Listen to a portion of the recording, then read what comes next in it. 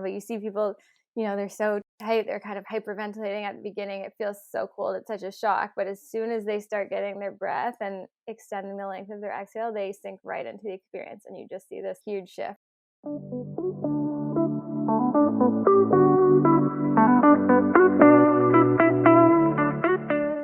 Welcome to the Healing With It podcast. I'm your host, Kirsten Vanden Heuvel. In this podcast, we will be taking on all things health and wellness while making healing more approachable. If you're ready to get real with your health, then let's get started. Welcome back to another episode of the Healing With It podcast.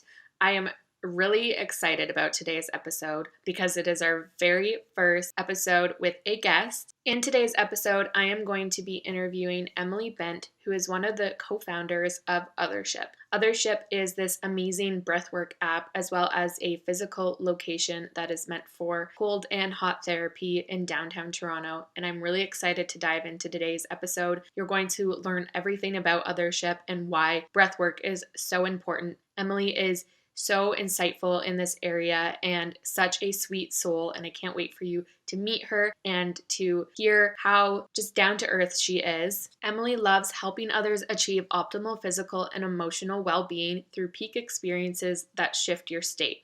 She studied at Ryerson to complete a master's in health science with a focus on health research dissemination. Emily began her wellness journey as a registered dietitian and holistic nutritionist, where she recognized her passion for optimal health practices, including contrast therapies and breathwork. She is the head of product for the Othership's digital app, and I think you guys are going to love her. But before we get started, you know that we have to go over our mindful moment of the week. So this week, my mindful moment was really recognizing when I needed to take a step back and just allow myself to relax this week. It's midterm week. I'm busy, I'm stressed, and I'm really glad that I was able to pay attention to the signals that my body and mind were giving me. And now I feel a lot less stressed and like a weight has been lifted off my shoulders because I really tapped into what I needed and what my mind was telling me. I wanted to keep that short because I want to dive right into this episode. I know you guys are going to love it, and I can't wait to hear what you guys think. And without further ado, let's get into today's episode. Hi, Emily. How are you doing today? I'm so good. Thank you so much for having me. Thank you for coming on. I am super excited. You're actually my very first interview on this podcast, so I'm super honored that you are here today. Oh, that's really nice. I'm honored to be your first interview. Thank you. So let's just get started, and I'd love if you could introduce yourself, let us know who you are, what you're passionate about, anything you want to add. Yeah, for sure. My name's Emily. I'm one of the co-founders of Othership. I work both on the majority on the app side, actually, and then a little bit in the physical space as well. My original background, I was a registered dietitian for many years, and so that kind of led me on this whole health and wellness journey to find the hot and cold and find breathwork. So yeah, it led me to where I am today. That's awesome. So you started as a registered dietitian, and how long did you work in that field for? Yeah, so I actually did my undergrad in nutrition at the University of Guelph, and that was a 4-year program. And then I decided, I was curious about the differences between holistic nutrition and becoming a registered dietitian. I think a lot of people are confused about the differences of, a nutritionist and a dietitian, and I definitely hear a lot of that in my practice. So Yeah. I came back to Toronto and did a certificate in holistic nutrition, which I really loved as well. I found it really interesting, and then I decided I did want to become a registered dietitian. I mean, I was so close, so might as well go the whole way and see what it was about. So I applied to Ryerson to do the master's in nutrition communication.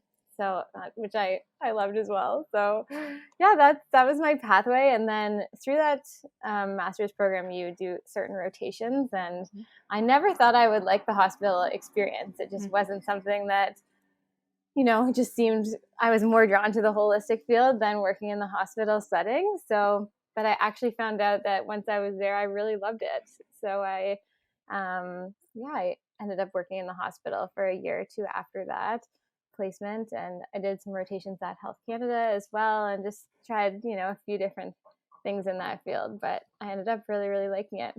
Yeah, it's really awesome how our paths just change so much. Like we think we're going to end up somewhere and then we end up completely other side of it. I was the same thing. Like I started in kinesiology and then realized like I liked health, but I didn't like that aspect of health. And that's how I fell into naturopathic medicine. And it's just so funny how it works, you know, like you think here I am like where I'm supposed to be, and then something else comes up. And I mean, like it's always changing and there's new things coming up. And then that would have led you to Othership. So how did that come about after your becoming a registered dietitian and working in the hospital? Yeah, it's it's exactly like you say. Life just has so many winding paths, and it's really unbelievable to see what ends up happening. Mm. Um, I started dating my now husband Robbie, and we ended up. There was an opportunity where I was on kind of a contract at the hospital, and it ended up ending at the same time he was moving to San Francisco. And so I thought, it sounds like an adventure. Maybe I'll come along. And so we ended up moving to San Francisco, and just that kind of brought me into a more remote work mindset of, we're traveling all around the world now. How can I bring my business online? Mm-hmm. And so learning some new skills there, doing some more just online contracting work. And then when we moved back to Toronto, Robbie had actually gone through this beautiful journey to find sobriety through a bunch of different techniques and practices. And yeah, when we moved back, part of our journey was about, we wanted to find, a friend group that supported his sobriety journey, and then also practices that supported that as well. And so that led us to find the hot and cold and to find the Wim Hof method, which we thought was amazing. We actually went to one of his seminars as, one of our Oh my early dates, which gosh. was pretty cool. And yeah, so just led us to those practices, and that brought us to Othership eventually. Oh, wow. That's an amazing journey, like so beautiful. And I really like how you Mm-hmm. and your partner were able to do that together. I think that makes it even more special. And I mean, I think like the spiritual journey in itself, like to be able to have other people to do that with and find people through that, I think it's really amazing to connect that way. Absolutely. Now, talking about Othership, I'm sure everybody is wondering what is Othership. So I would love if you could tell us about it, about the app, and just everything that you want us to know about it. Yeah, absolutely. So I guess leading like right after that journey that we went on together, we were exploring these different practices. We started going to different banyas around Toronto and doing breathwork practices at home. And so that led us, when we got our first house in Toronto, we ended up purchasing an ice bath and putting it out in the backyard. Oh my gosh. And it was during the summer, which is nice. But people just started coming. I mean, Robbie is the most ultimate networker of all time. So he just, people started hearing about it, and his friends would come over, and we were just learning, wow, this seems like such a powerful practice for people. And so we had that. We were learning how to facilitate. We had some mentors from, other places in the world show us how they facilitate people through the tub, and how you can. I think a lot of people associate the ice bath itself with this like very bro, like, okay, I just did a workout and I'm going to force it. And so that Definitely. was, how it started for all of us. Okay, we just sit here. But then I think we learned how to incorporate the spiritual element, and then saw people having these really beautiful, deep experiences of Mhm. finding presence, and people that struggled to meditate for years and years, and finally thought, wow, that this was an experience that was as close to like a deep meditation that I've ever gotten. So Amazing. that led us to, branching out of just the basic hot and cold for Othership, and making it really about this experience of transformation.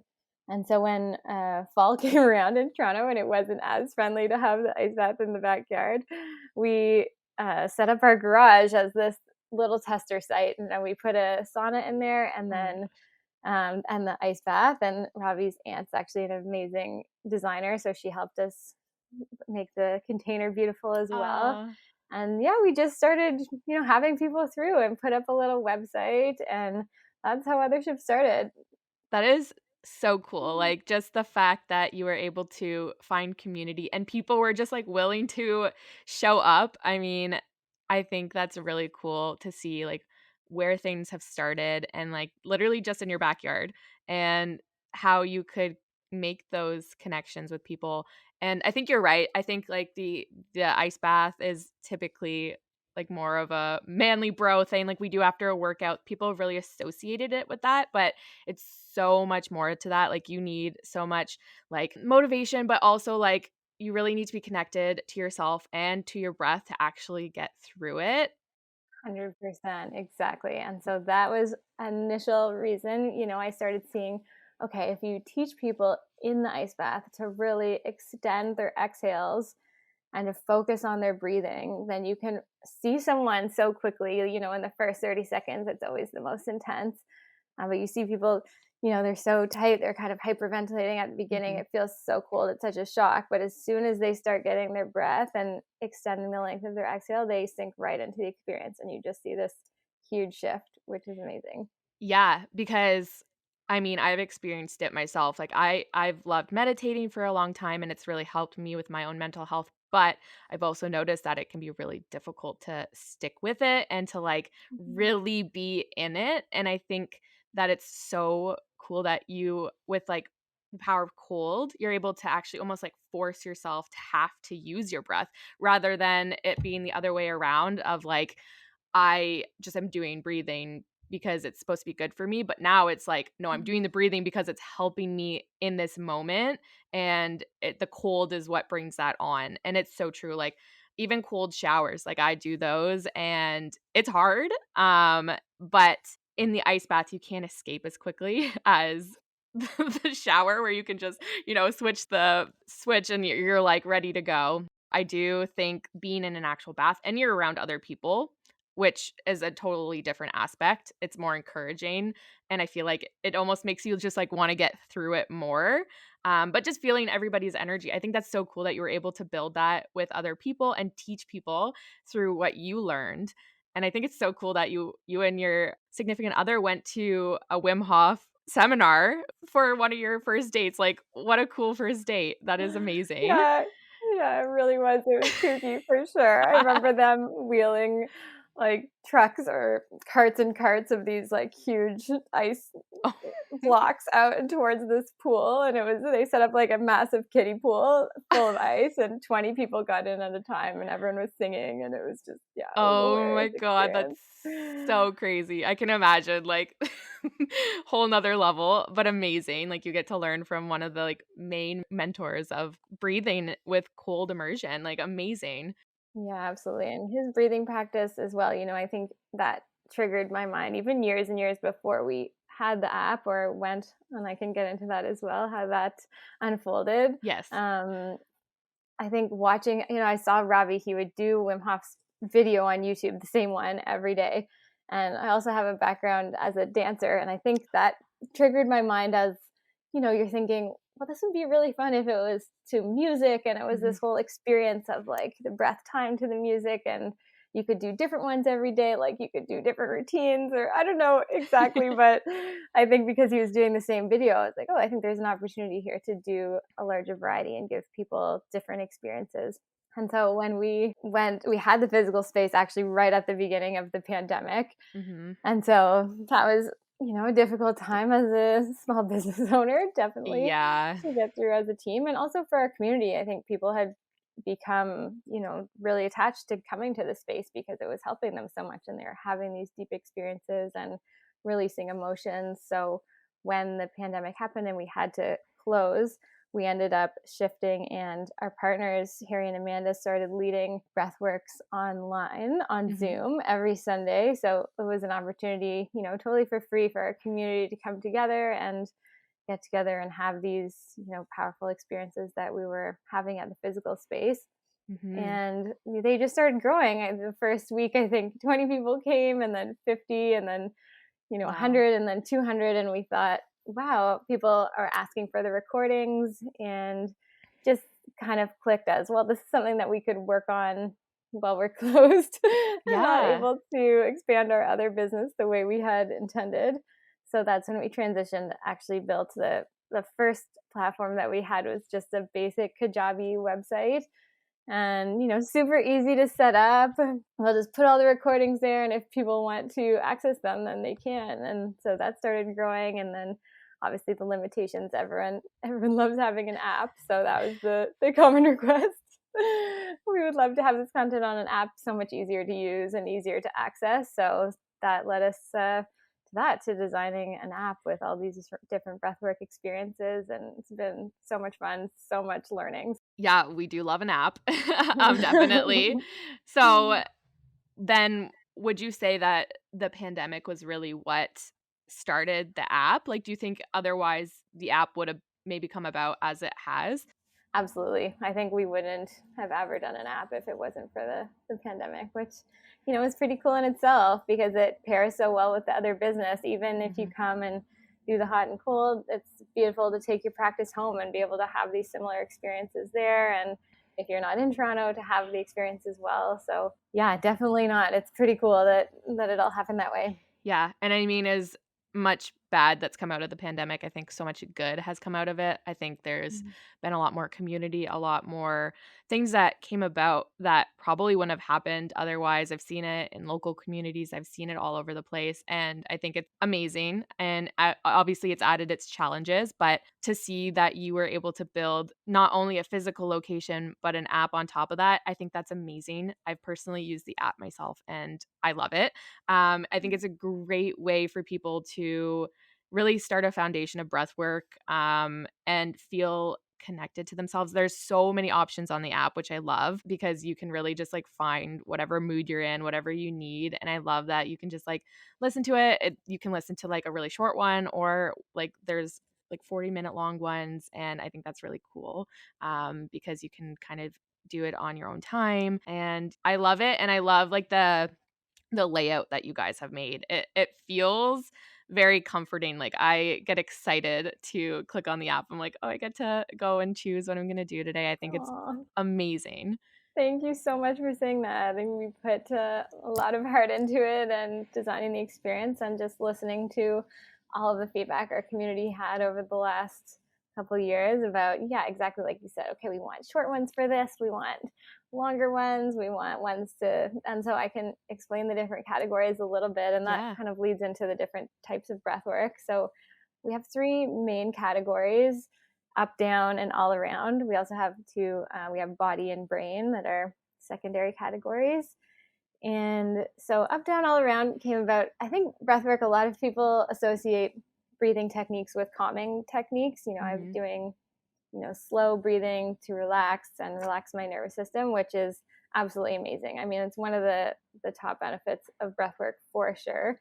You're basically tapping with your breath and your lungs directly into the parasympathetic nervous system, and you're able to fully relax your body, it's amazing. And there's another benefit that people don't think about so often, and that's on the sympathetic side, where when you're doing this rapid, upregulated, fast breathing, you are able to turn on your sympathetic nervous system and actually produce a similar effect that you get in the ice bath, which is this release of norepinephrine, which helps your body to feel good and feel energized, boosts your mood. And so that's something that we found as well. So pairing those 2 together, and then we started experimenting, like, okay, what's the fastest time that you can get someone to have these different experiences, and what would be the ultimate breath patterns, and really trying to dial it into a next level. And then there's a third category, which is all around, similar to, what people associate with some of these the longer duration, more emotional releasing techniques, where you can just feel this sense of oneness, and you're reducing, almost as similar to like a psychedelic experience, where you're shutting down the default mode network and having these experiences of just feeling really grounded and present and having deep insights that you might not normally have day to day. Yeah, so I would love to go a little bit deeper into that. But I did also want to comment. I think you're so right about breath work. And in the last year, I've probably really grown with it, but it's really associated with like the calming techniques, and it is really powerful in that aspect, but it has a lot of benefit for energizing as well. And I mean, I can't believe the fact that we can literally use our like main bodily function to give us more energy. And I've seen it on days when like I'm super fatigued and I'm like, okay, well, how can I like I need to like be energized. I need to get things done. What can I do? And tapping into your breath can change how your body responds to your day and also your mindset, which is I think is so crazy. So on top of that, I would love for you to go deeper into like the more emotional aspect that comes with breathing and breath work, because I mean, this podcast is all about mental health and mental wellness. So I think that that really ties in, and I would love for my listeners to kind of get a better understanding of how they can really use breath work to help with their mental health. Yeah, I think it's a beautiful area that has so much yet to be explored. There's a lot of, talk of mental health in general. And I think Mhm. that's tough for people to associate sometimes. Like maybe I feel like, my emotions are a little bit unbalanced, or I'm having some difficulties and challenges in my life, but I might not necessarily associate with like having poor mental health. And so I think Mhm. there's a whole, new category opening up of these tools for shifting your emotional state and for regulating your emotions that breathwork fits so perfectly into. And so all of the different categories really tie into that. I mean, with the down categories, you get this beautiful grounding effect. You're taking these really deep breaths right into your belly, which we tend to never do nowadays. We're so in our, No. state of overwhelm. And I had one of our users comment to me that his wife will tell him to do one of the sessions after work, and he's like replaced it as his evening beer. Oh my So he feels God, it that's has this, amazing. yeah, the same effect exactly for him to be able to relax and to totally shift into this, okay, now I'm home from work, I'm going to wind down, it's the evening. Yeah.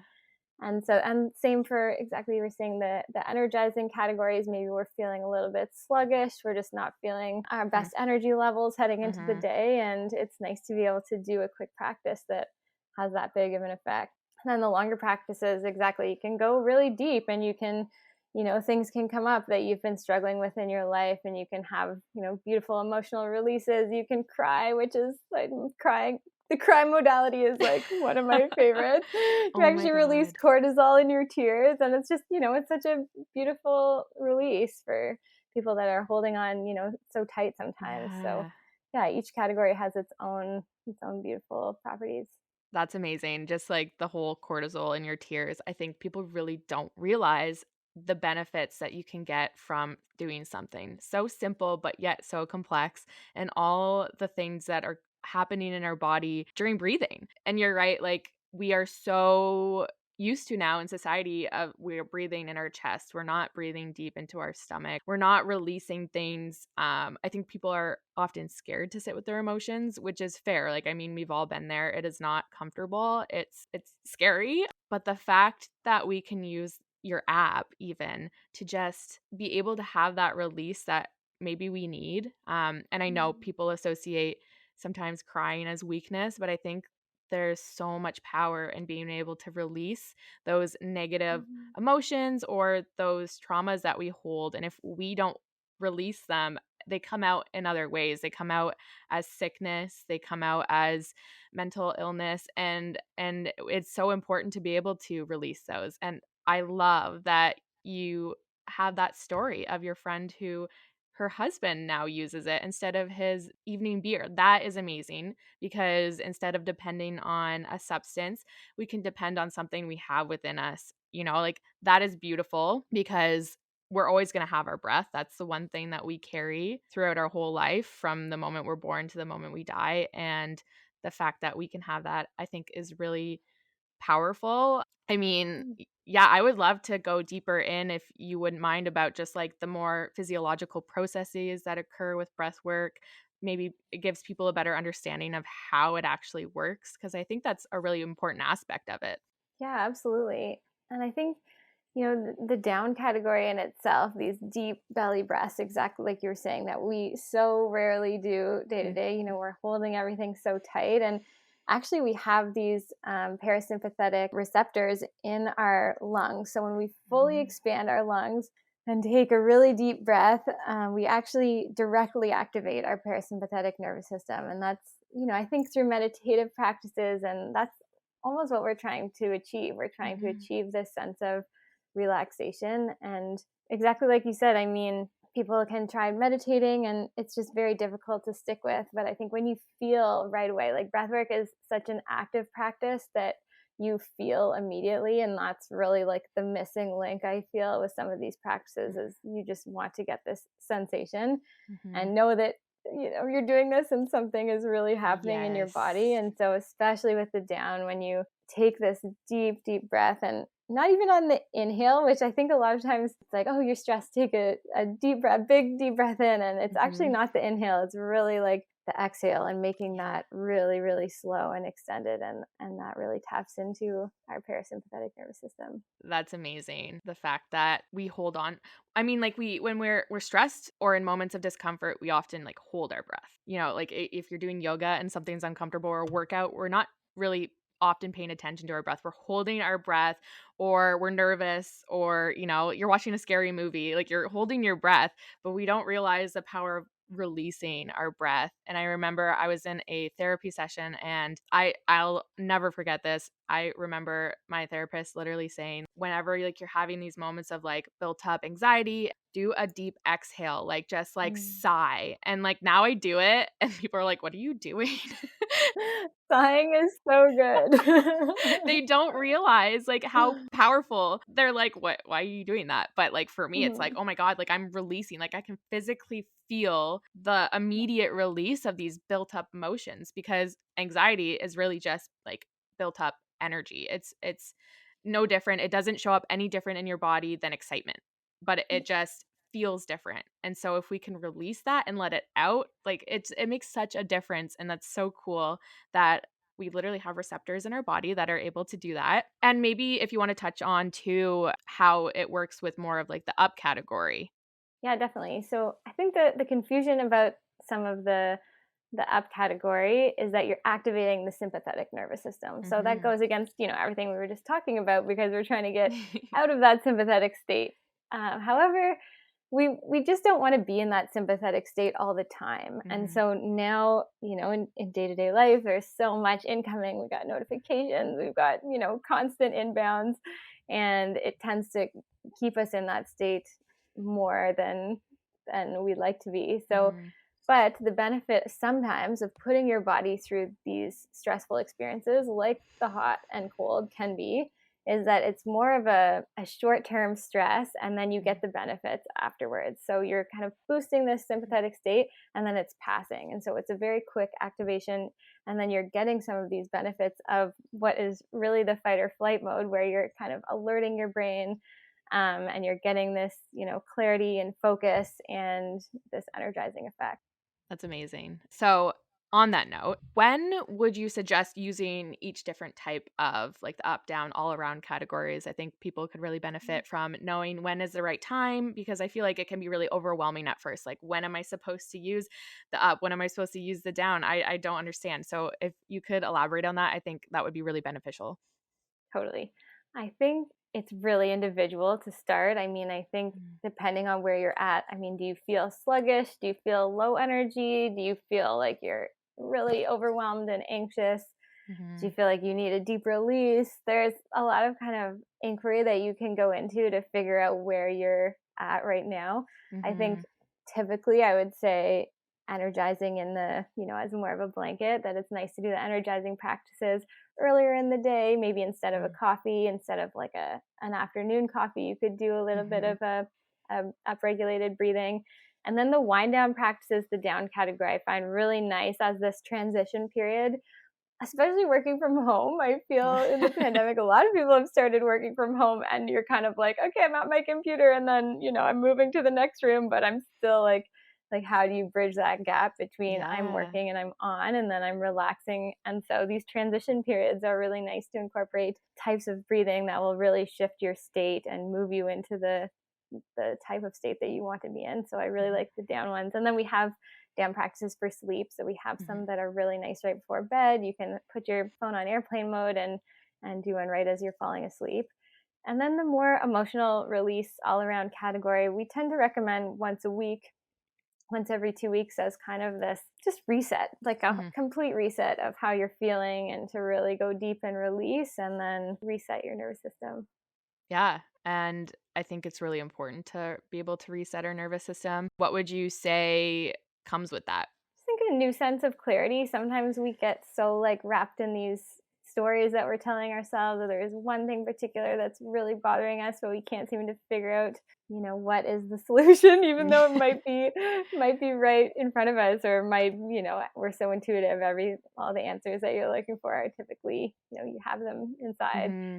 And so that's the benefit that I tend to get out of those sessions, is just this like complete sense of being restored, and just letting, things that were kind of bubbling up throughout the week, just letting that all go and totally resetting. And do you find with breathwork in general, it's a good way to let go of those things that we can't seem to shake off, that we're just like circling back through our mind, and it's really not productive. It's not getting us anywhere. Like maybe you've had a confrontation with somebody and you just can't shake it, or you had a bad day and you can't stop thinking about, I don't know, something that happened at work.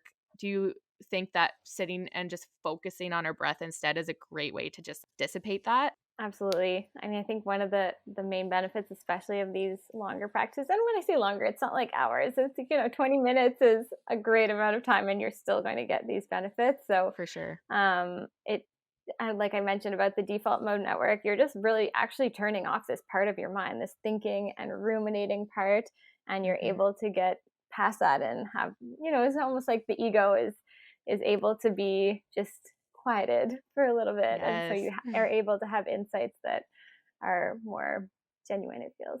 That's amazing. And it's so true. Like, I think our egos can really get in the way sometimes, and they are meant to protect us and help us. But on the other end of it, they can really, really disrupt our peace a lot of the times, and dwell on things that really don't matter at the end of the day. And I think life is so short. So why are we spending it thinking about things that really don't benefit us? And I think it's amazing that we can use breath work specifically for that. Like there's so many ways you can use breath work, which is amazing. And I think that so many people can benefit from it, even if they might not think they can. But I think that like everybody could give it a try and realize like, wow, it is that immediate release, which you mentioned earlier. And I think that's amazing, because with like more holistic measures, I don't know if you agree with this, but I find that a lot of people don't necessarily like to go for them because we're so used to seeing immediate results. We have pharmaceuticals at our hand, and of course, those have their benefits. They're amazing. But for certain things, I mean, we're so used to having that immediate benefit. And I think we've just become so accustomed to that. And so when we look at typical holistic practices, things typically take a little bit longer to come into play, especially when it comes to herbs and supplements. Maybe we don't feel the effects the same. They take longer, and people don't like that, because when you can't see that immediate benefit, people don't always associate it with being real or helpful. But with breath work, you actually do feel that benefit almost immediately. Like the things that come up during breath work, for me, it's crazy. It's like discomfort and comfort at the same time, and it's working through that and being able to handle that. And do you think that just being able to practice that really helps with resilience? Yeah, absolutely. I think, I agree with everything that you said. I think I haven't even thought about put that connection together is, yeah, a lot of the alternative health modalities are, it's like a 3-month timeline, or the supplements like, oh, it's really good. In 3 months, you're going to feel amazing. But it's hard. I mean, we're such a reward driven, like immediate reward driven society that it makes it really difficult to stick with some of the practices. So yeah, a huge benefit of breathwork is these, feeling the experience right away. And for the resilience piece, absolutely. With the ice bath, I mean, that's something that comes to mind immediately. It's like you're building this resilience muscle, and you're being able to sit with the discomfort. And that absolutely comes up in breathwork as well, especially with the longer practices. I mean, it's not comfortable as well. I'm still doing them. I've done so many practices in the first few rounds. I'm always like, oh man, like, am I going to be able to do this? But I mean, yes, you are. And it gets exactly like I see people drop into the ice bath experience. You drop into the breathwork as well. It just takes that little bit of resilience to get yourself to that next state at the beginning. But it's so worth it. I do feel like often people expect breath work, because we think of it more of like the down, like you said, to be calming and comfortable. But it is really normal for there to be discomfort during it, right? Like I think that people often think, yeah, it'll be calming and relaxing. And maybe at first it might steer people away if they are dealing with this discomfort. It's so easy to just like stop the app and just like walk away. But I think if we really sit with that, we can see the benefits. And yeah, so I'd love if you could quickly touch on maybe like that discomfort piece and normalizing it. Yeah, no, absolutely. And I think that's why the app is so nice, because you can work your way up. I mean, starting like, okay, I'm going to download this app and I'm going to do the 40-minute session. It's not how it has to go.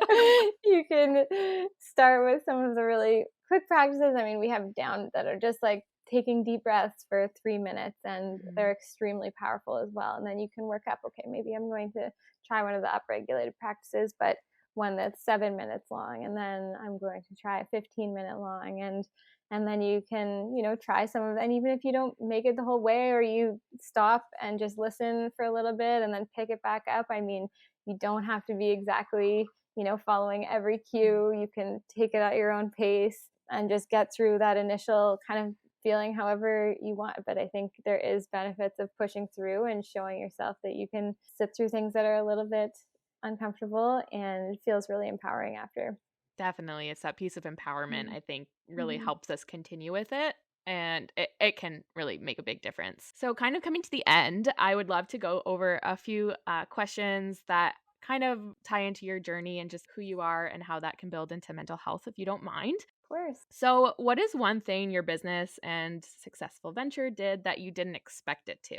I think that, the initial thing comes to mind is just the app in general, which we already talked about. But I think, we at the beginning of the pandemic had signed a lease on this 15,000 square foot building to build out our second location, which would have been a completely different concept than what we ended up going with now. It would have had, areas for massage and on different, and just been, huge. Such a massive undertaking. It was crazy in hindsight.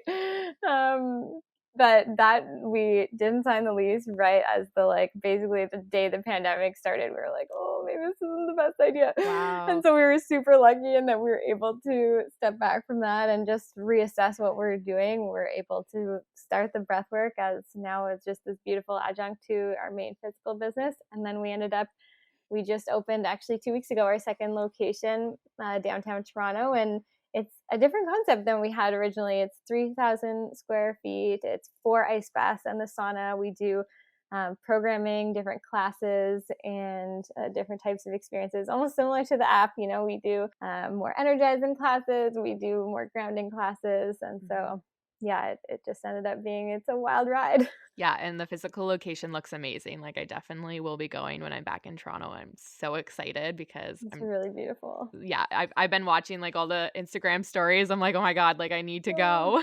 Amazing. And then is there anyone who's been a really important professional mentor in your life that's really helped you get to where you are? Yeah, I think that right now our whole team is actually working with a wonderful coach named Jude. And she is based in Vancouver. And I think we all really, she's so inspiring. We all look up to her. I think it's amazing because she has a background in business, and then also in this type of emotional regulation and coaching. That's really, the balance that we were looking for. And I think for our team, I couldn't recommend it enough, because we all see her individually.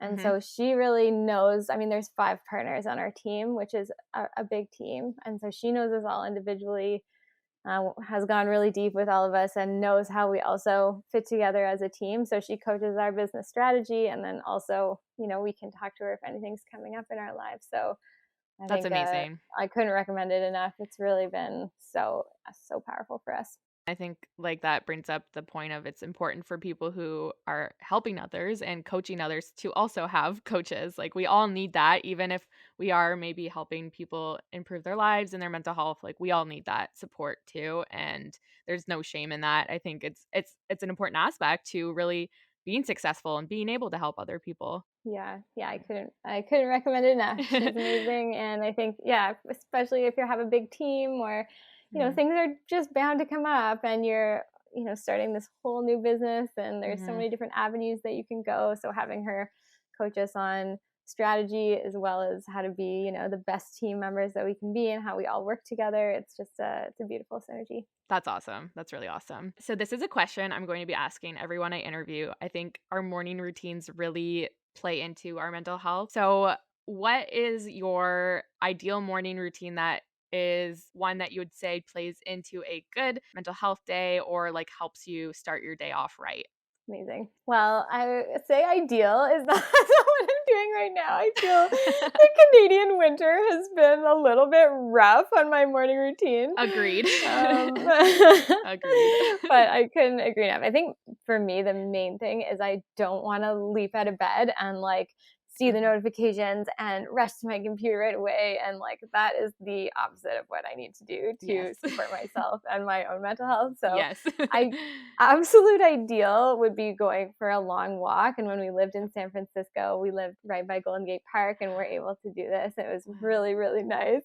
Amazing. And in the summer in Toronto, we do it as well. Like we'll walk to maybe the coffee shop, we'll get a tea or a coffee, and then we'll go for a little walk. And it's really nice to do it with Robbie as well, just kind of set that tone for the day. So that is really my ultimate. Right now, I'm just, I think because the businesses, things have really picked up, we're definitely, going through it at the moment. There's a lot going on. And so for me, just trying to have those down-regulated practices, maybe do a short down breath work. And I've cut out caffeine in the last little while. So trying to, have a tea and keep that more grounded mindset going has been something that even the winter, if I can't go for the walk, can keep me from feeling too overwhelmed in the morning.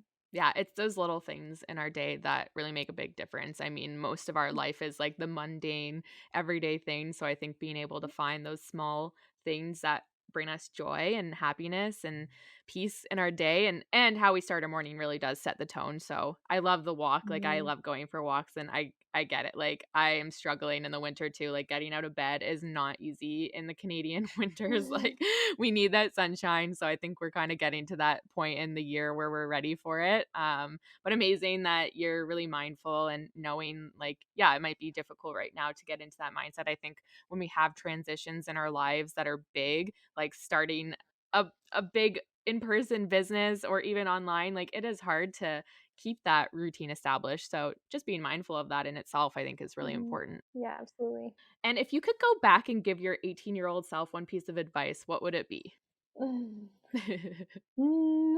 Stop drinking alcohol. I get it. Definitely number one, stop drinking alcohol. And I think number two, just that, to just really think of anything that you want to do. I mean, I think when you're younger, people are like, you can do anything you want to do. And you just think like, that seems ridiculous. Like, no, I can't.